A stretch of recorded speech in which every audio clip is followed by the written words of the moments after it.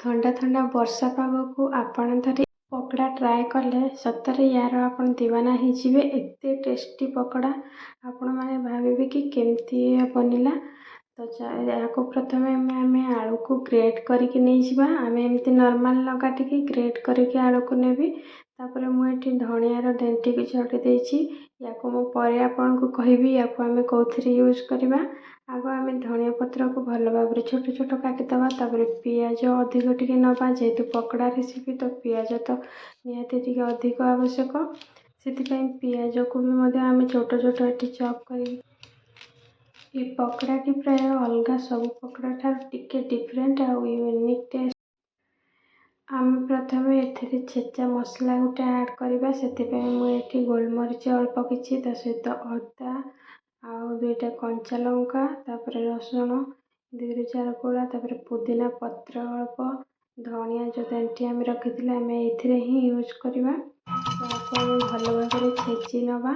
ୟାକୁ ଆମେ ଭଲସେ ଛେଚିକି ଆମେ ଏଥିରେ ୟୁଜ୍ କରିବା ଏଇ ପକୋଡ଼ାରେ, ଯାହାଫଳରେ ଇଏ ଟିକେ ଚଟପଟା ଲାଗିବ। ଆଉ ୟାକୁ ମୁଁ ଆଳୁକୁ ଗ୍ରେଟ୍ କରିକି ଏମିତି ପାଣିରେ 2ରୁ 3 ଥର ଧୋଇକି ରଖିଦେଇଥିଲି। ତାକୁ ଆମେ ଗୋଟେ ବାଉଲକୁ ଟ୍ରାନ୍ସଫର୍ କରିଦେବା। ଭଲସେ ଆମେ ୟାକୁ ଚିପୁଡ଼ି ନେବା, ଯେମିତି ଏଥିରେ କିଛି ପାଣି ଏକ୍ସଟ୍ରା ନ ରହିବ।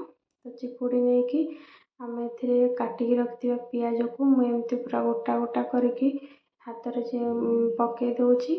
ତାପରେ ଧଣିଆ ପତ୍ର, କାଟିକି ରଖିଥିବା ଧଣିଆ ପତ୍ର, ତାପରେ ଛେଚା ମସଲା, ଏଠି ମୁଁ ଟିକେ ଅଳ୍ପ ଫୁଡ଼୍ କଲର୍ ୟୁଜ୍ କରିଛି। ଆପଣ ଚାହିଁଲେ ୟାକୁ ସ୍କିପ୍ କରିପାରିବେ।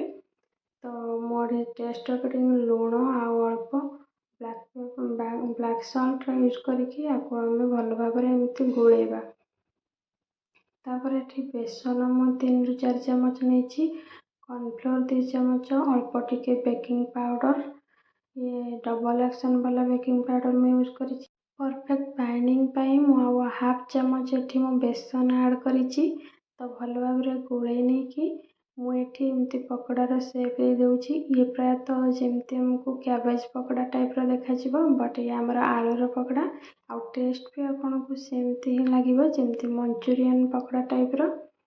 ତ ଆମେ ଏମିତି ଛାଣି ନେବା ସବୁକୁ ଭଲ ଭାବରେ। ଆମେ ଲାଲ ଲାଲ କରିକି କ୍ରିସ୍ପି ହେବା ପର୍ଯ୍ୟନ୍ତ ଛାଣିବା। ଯେହେତୁ କର୍ଣ୍ଣଫ୍ଲୋର୍ ଏଠି ଦିଆହେଇଛି, ପକୋଡ଼ା ଆମର ବହୁତ ହିଁ କ୍ରିସ୍ପି ହେବ। ତ ସବୁକୁ ମୁଁ ଏମିତି ଛାଣି ନେଇଛି। ତାପରେ ମୁଁ ଏଠି କିଛି କଞ୍ଚା ଲଙ୍କାକୁ ମଧ୍ୟ ତେଲରେ ଫ୍ରାଏ କରିକି ଖାଇବା ପାଇଁ ନେଇଛି। ପକୋଡ଼ା ସହିତ ବହୁତ ହିଁ ଟେଷ୍ଟି ଲାଗେ। ତ ମୁଁ ଏଠି କେଚପ୍ ସହିତ ପକୋଡ଼ାକୁ ସର୍ଭ କରୁଛି। ଯଦି ଭଲ ଲାଗିଲା ମୋ ଭିଡ଼ିଓଟି ଲାଇକ୍, ସେୟାର, ସବସ୍କ୍ରାଇବ୍ କରିବାକୁ ଭୁଲିବେନି। ରହୁଛି, ଜୟ ଜଗନ୍ନାଥ।